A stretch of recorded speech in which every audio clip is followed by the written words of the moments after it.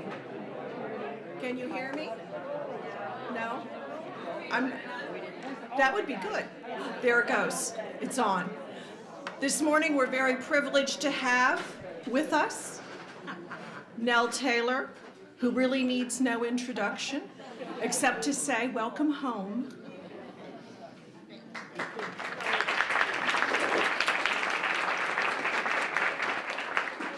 Oh, I keep seeing other people. I just want to hug all of you, but I can't quite get around the room. I am delighted, and Tom is delighted to be invited back to a place that we call home. This is our real home. We are loving where we are, but we're missing you folks because you are our people. Joy invited me to talk about a personal perspective about why the process of becoming a reconciling church is so important to me. And I want to congratulate you because I think even considering this is a huge step for this church, for the United Methodist Church, and we need more United Methodists who are willing to stand up and speak out. She also gave me the thought that I should be talking about my own personal perspective. Now, I'm 81 years old, and that's a long perspective, so you folks are in trouble. I won't tell you my whole history, but I was thinking the other day about the little book that was written back in the 90s called What You Are Now is What You Were When. And I think to know a little of my history will tell you why I am where I am today. The other thing that Joy did that thrilled me was she gave me the title, God is Still Speaking. And I think that's really important because I think Brecksville United Methodist Church can be God's voice in this community. And I think that is so important. God began speaking to us who call ourselves Christians back in the 7th century before Christ. When we hear the words from Micah, what does the Lord require of you? That you do justice, you love kindness, you walk humbly with your God. And that for me is a key scripture. And then also in the 7th century, see, I'm really going back, is what Jesus called the greatest commandment. You shall love the Lord your God with all your heart, with all your soul, with all your mind. And Jesus added to that, the second is like unto it. Thou shalt love thy neighbor as thyself. Now, with that kind of scriptural background and with the teachings of Jesus, I grew up in Charlotte, North Carolina. You can't tell I'm from the South, can you? My church was extremely important to me. We went to the First United Methodist Church in Charlotte, and my mom was very active in what they called the Women's Society of Christian Service. And my father was on the official board. I guess that's now what, the administrative board. He was on that many, many different times. They kind of ran the church, you know those kind of folks. And we were there every Sunday. Every Sunday we were at our church. And I loved going. To the point that when I was 10 years old, I started begging them to let me join the church. Now, my class didn't join until we were 12. But my parents talked to the minister, and he agreed to let me join when I was 10 years old. And I felt really proud of that. But that tells you how important my church was to me. I was one of those kids who was always asking questions. I kept pestering my parents to give me answers to questions sometimes that were really, really hard to answer. My dad was an attorney. He was 6 feet 5 inches tall, lanky guy. And he was kind of my model of how you should be in the world. Justice was the most important thing to my dad, justice issues. My mom was very active in Women's Society of Christian Service. That's now called we change everything. It's now called the UMW.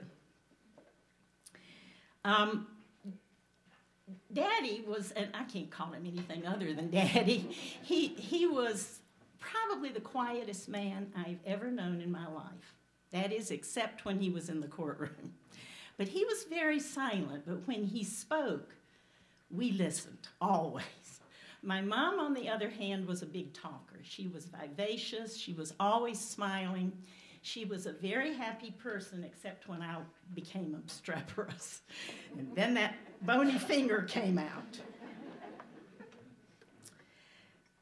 I kept questioning why there were fountains in department stores labeled white and colored. I couldn't understand that, and they couldn't really answer the question, except my dad would say it's the law. That wasn't a satisfactory answer for me. I kept asking why black people had to go to different theaters to see a movie. There was one theater in Charlotte where black people could come to the same theater, but they had to go to the balcony. And that didn't seem right to me. I kept asking, why do black people have to, and you know, we didn't call them black people back then. Our terms were Negro and colored. Today, I'm not comfortable with those terms, but in that day, that was all we heard. But when I would ride a bus, and I rode a city bus to my elementary school when I was in 6th grade, the African Americans that got on the bus would have to work their way to the back of the bus. If it was a crowded bus, they would have to, weave through all these white people standing in the aisles to sit in the back of the bus. And I did not understand that. My dad couldn't answer the question except it's the law. One day I went to the back of the bus and sat down. And this kind black woman looked at me and said, "Child, you shouldn't be back here." And I tried to explain to her that I didn't think that was right, but she wasn't going to listen to what I had to say. You can see I'm nervous as a cat. I'm so excited about what you're doing, and I want to contribute in the best way that I can. I think probably to describe who my dad was, do you remember when the book came out in the 60s called To Kill a Mockingbird? Do you remember Atticus Finch, Scout's dad? That's the best character I've ever read about in a book that describes who my dad was. I felt total unconditional love from my father. My mom, on the other hand, was the one who was the disciplinarian. She left a lasting impression on me when she wrote a book. She did a book report for the United Methodist Women, and she let me come to their meeting that day. The book report was on Gandhi. She had researched Gandhi's life very thoroughly, and I was really impressed with the story of this man in India who had literally changed the world.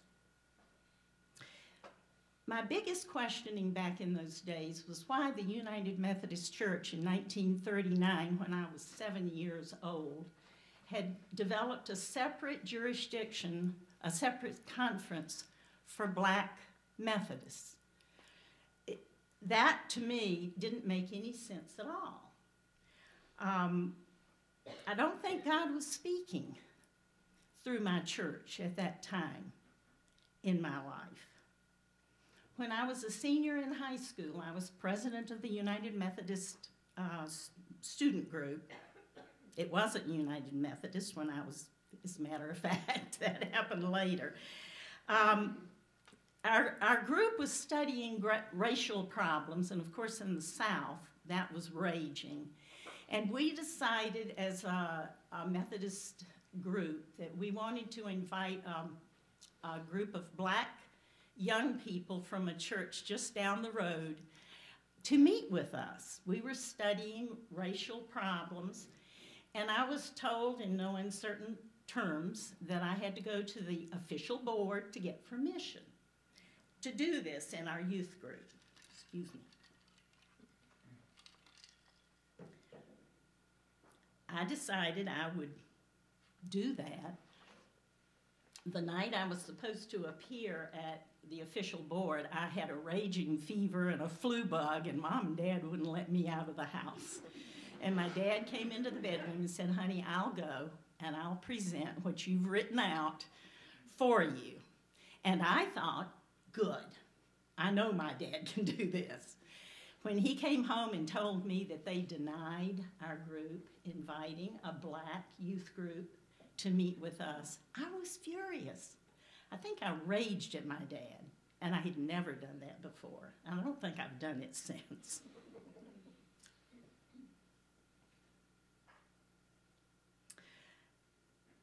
One other incident, and then I'm going to leave my childhood, that left a real big impression on me was one Sunday we were driving home from church, and we saw a man staggering down the street, and my brother punched me and said, "Oh, look at that drunk."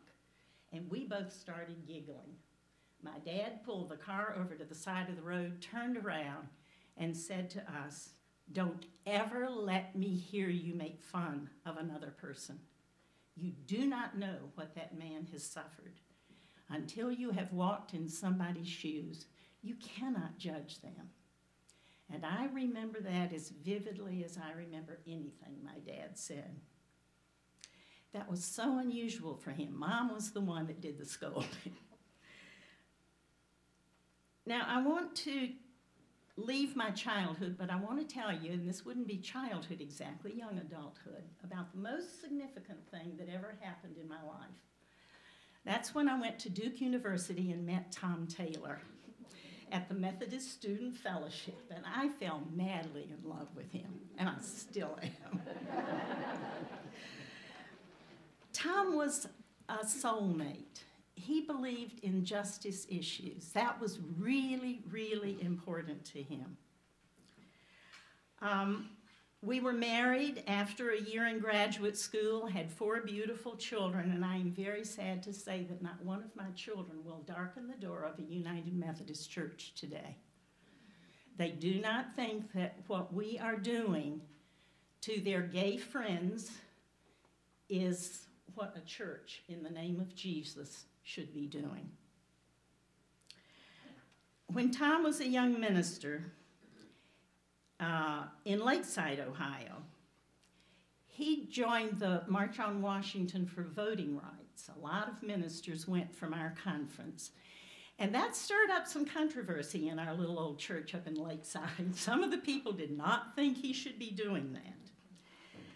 When we went to Delaware, Ohio, where we had professors from Methesco and from Ohio Wesleyan in our congregation, it was a wonderful experience while we were in Delaware. We became very active in civil rights struggles. We read Martin Luther King's letter from a Birmingham jail that said, and if I can find it, I've never used an iPad to do a talk before, so this is a pioneer experience for me. Because it keeps going way beyond where I am. I'll get it together in a minute.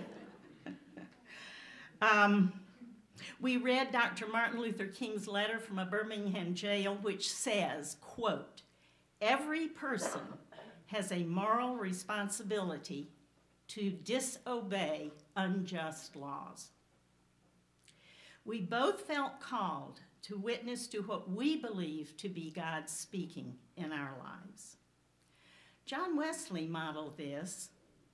I think we often use the phrase and like to quote it, that the world is my parish, but what we miss when we quote that phrase is that he was responding to being charged for trespassing because he was preaching in fields near other churches, and he was defying the church structure that was trying to silence his calls for justice. So we've got some heritage with the kind of disobedience that was happening in John Wesley's day. Now, I think God spoke loudly in 1968 when the United Methodist Church, it became the United Methodist Church. We joined with the United Brethren, Evangelical United Brethren Church, and voted to get rid of the separate jurisdiction for African Americans. Now, let's fast forward to today. Our denomination has spent a lot of time and huge amounts of money debating whether homosexuality is a sin and what the biblical witness really means. I'm not going to try to rehash those arguments. I did bring a paper, and Joy's going to put it over on the table, entitled, "Don't Blame It on the Bible," written by a professor of biblical interpretation in New York City, and you're welcome to take that and to read it. One of the reasons I don't like debating biblical texts is when I was in high school, I had a Bible teacher. That's kind of shocking, isn't it? She would come in and teach a class, and anybody who wanted to elect that class could take it. She was this saintly woman, very sweet, but I will never forget sitting there listening to her justify slavery by quoting from Genesis when Noah, in a drunken stupor, condemned his son Ham. And she told us that Ham was the progenitor of all dark-skinned people. Now, this was in the South. And that was something that when I went home, my parents not only couldn't answer my question, they didn't want me in that class anymore. They were very upset about that. I keep drying out.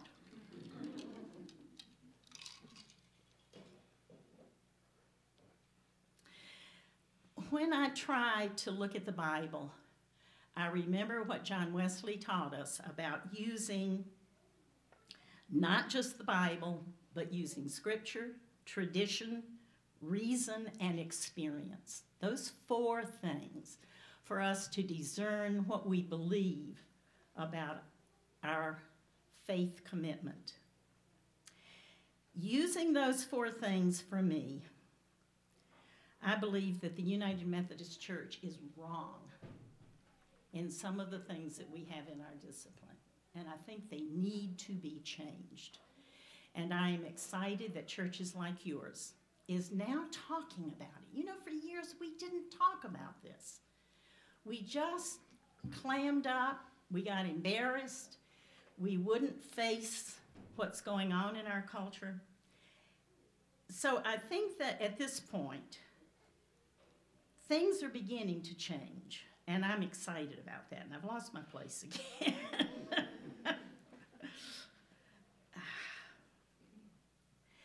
Reconciling Ministries was founded in 1983, and I'm sure you've heard a lot about Reconciling Ministries Network. We call it RMN. It is dedicated to the inclusion of people of all sexual orientations and gender identities in both the policy and practices of the United Methodist Church. Tom and I have been a part of RMN since the early 90s, and when he retired in 1996, they asked him to be chair of RMN for our conference, which he held for quite a few years. Now, a little politics for the United Methodist Church. I think you all know this, but I'm going to tell you anyway. Every 4 years, the United Methodist Church has a general conference. It's held in different places all around our country, where all the legislative work is done for the United Methodist Church. Their conclusions at each of those general conferences is what makes up our discipline. We call it our law. In 1984, when Tom was district superintendent for the Cleveland district, he was elected to be a delegate to General Conference in Baltimore, Maryland. I joined him for the final weekend of the conference and found him very distraught, because the conference that year voted to declare, quote, "The practice of homosexuality is incompatible with Christian teaching. Therefore, self-avowed practicing homosexuals are not to be accepted as candidates, ordained as ministers, or appointed to serve in a church." After that conference, a literal witch hunt began of trying to get rid of all of our lesbian and gay pastors. And nobody knew how many we had, because back in 1984, most of our gay folks were closeted. They were terrified to let anybody know who they really were, and in my book, who God created them to be. We listened to the pain of friends after that happened, who were so uncomfortable with those phrases and what the Methodist Church was doing.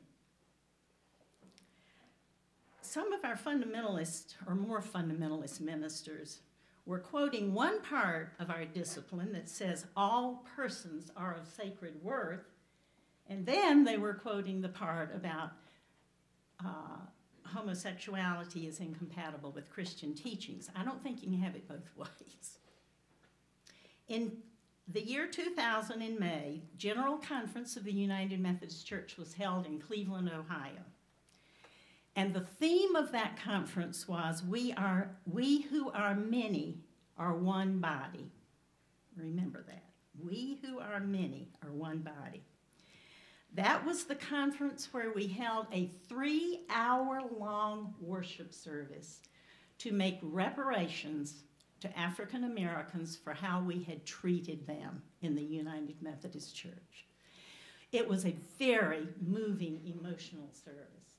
There were many tears. They gave each of us a little piece of sackcloth to pin to our lapels when we went to that service. And I sat there through that service thinking, if they don't vote to eliminate those words that I hate in our discipline, we're going to have another one of these services down the road. It just seems like we don't learn. It was at that 2000 conference that Tom and I joined 191 others who felt strongly that our discipline must be changed. We were trained in civil disobedience and nonviolent action, and were joined by Gandhi's grandson, Martin Luther King's daughter, United Methodist Bishop Joseph Sprague and his wife, and many others who had been in the forefront of justice issues. A group called Soul Force joined us. It was led by a minister named Reverend Mel White, who wrote the book, Strangers at the Gate, which is a powerful book of his own struggle and his attempt with therapy, with everything in the book, to change. But he couldn't change. He is gay. He had the harshest words to say about our church. He's not a United Methodist. He said, "We think the Holy Spirit has left the United Methodist Church as a denomination. God is for justice, and when you exclude people from a congregation, God goes out the door with the outcasts." We were arrested and taken by paddy wagon to the Justice Center and put in jail cells for the better part of the day. They took our glasses, our shoelaces, belts, wallets, everything that wasn't really part of our clothing. It was pretty humiliating. But there were moments when we found humanity alive and well. Katherine Johnson, who at that time was chair of Methodist Federation for Social Justice in Washington, was booked right before I was. And the police officer booking her looked over at another officer and said, "I feel like I'm booking my own mom." The cells were small, with 2 cots and very dirty blankets and a toilet with no seat on it between the cots. When they electronically closed all the doors to our cells with a loud clank, we began to sing. I think we sang every old camp song we could think of from our growing up in the Methodist Church to keep our spirits up, and they didn't stop us. When lunch was served, and lunch was only served to the women, the men told us that they didn't give them any lunch.